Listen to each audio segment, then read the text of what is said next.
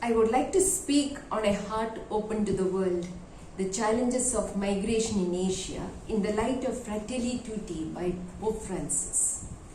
Moving into the third decade of the 21st century, certainly we live in a highly globalized world where people's mobility has increased due to many factors that affect their lives. Ethnic conflicts, situations of extreme violence due to terrorism, persecutions, and other conditions of strife, natural or human-made calamities, the adverse effects of climate change and other environmental concerns, or just the search for better prospects in life, all these contribute to the migration of people from one country to another or within the same country. The Catholic Church has been very attentive to the concerns of migrants over the years. The Catholic social teaching has time and again argued that the right to life and conditions worthy of life, when threatened by poverty, injustice, religious intolerance, armed conflict, and other root causes, give rise to the right to migrate. Fratelli Tutti is yet another milestone that brings to relief the notable stand taken by the Catholic Church on the migrant question. On the issue of migration, it is striking to note that Asia remains the world's largest continental source of international migrants. One in three migrants worldwide come from this region. Majority of Asian migrants being semi or low-skilled workers such as maids, caregivers and manual laborers, including those working on construction sites. As it could be true elsewhere in the world, migration in Asia is also deeply marked by an interplay of lights and shadows.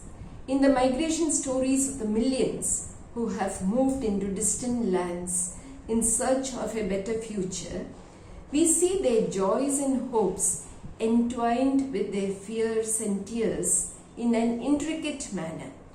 Paying attention to this reality would help us perceive more clearly the implications of what it means to have a heart open to the world. Fratelli Tutti calls us to pay attention to the borders and their limits. Borders outline family boundaries, social groups, religious communities, the familiar world of neighbors and friends, where social friendship flows without inhibitions. Pope Francis' concern that complex challenges arise when our neighbor happens to be an immigrant is pertinent here, particularly against the backdrop of Asia, a continent which is a mosaic of people belonging to different ethnic and religious identities. Even within the boundaries of a nation, there are socio-cultural borders that protect certain groups while alienating others who do not belong to these social groupings. Since majority of the migrant population belong to the category of the alienated, xenophobic attitudes and anti-migrant discourses prevail in the public sphere as well as in the domestic space. The exhortation to welcome, protect, promote and integrate the migrants in an act of undertaking a journey together with them needs to be set against the nuances of these challenges specific to Asia. Nationalism is another major concern related to the issue of migration. This becomes all the more problematic when nationalistic discourses are colored by religion, as it is happening in India today. Religious nationalism affects international and intranational migration adversely, and this poses a strong challenge to the openness across borders and the notion of full citizenship as advocated by Pope Francis. Fratelli Tutti speaks of the reciprocity of gifts in relation to migration, and this poses a problem when seen from the Asian perspective. Reciprocity is generally possible between equals. Otherwise, it could fall into the danger of utilitarianism. The idea of fruitful exchange acquires a different meaning depending on the direction of the migrants' journey, whether it is from the global south to the north or the other way around. The migrants from the global north who arrive with the country's development tax are better received, and their cultural baggage is generally treated as a gift that is enriching. But when the migrant flow is in the reverse direction, the socio-cultural and religious backpacks that they carry along are not generally perceived as gifts but become a threat. This is all the more true when set against the backdrop of the historical yoke of colonization which most of Asian countries have carried for centuries. The socio-cultural, political and economic wounds inflicted on the colonized countries are not fully healed even after decades of post-colonial existence. This could color the historical memory of those belonging to the nations that have been colonizers and those of the colonized. Hence the question is whether a reciprocal and fruitful exchange is possible when the migrant is from the colonized south or from the poorer sections of the same country. Now we take a look at the pastoral implications of Fratelli Tutti in relation to migration in Asia. Even as Christian faith is centered on the love commandment, it is realistic to acknowledge that members of Christian communities also carry the socio-religious and cultural baggage that defines the borders and designates who is within and who stands outside. Consequently, the notion of brotherhood and sisterhood of all, as signified by Fratelli Tutti, poses a strong challenge to the Christian praxis of the Church. Indisputably, migrant workers continue to remain one of the most vulnerable sections of our societies, and in many places the outbreak of COVID-19 pandemic has made them homeless even in their own homelands. In India, when a total lockdown was declared overnight, the stay home, stay safe slogan made sense to those who were already at home with their loved ones and could work from there. But for the domestic migrant workers comprising mainly of indigenous people living and working in a hand-to-mouth existence far away from their homes, this meant life coming to a standstill.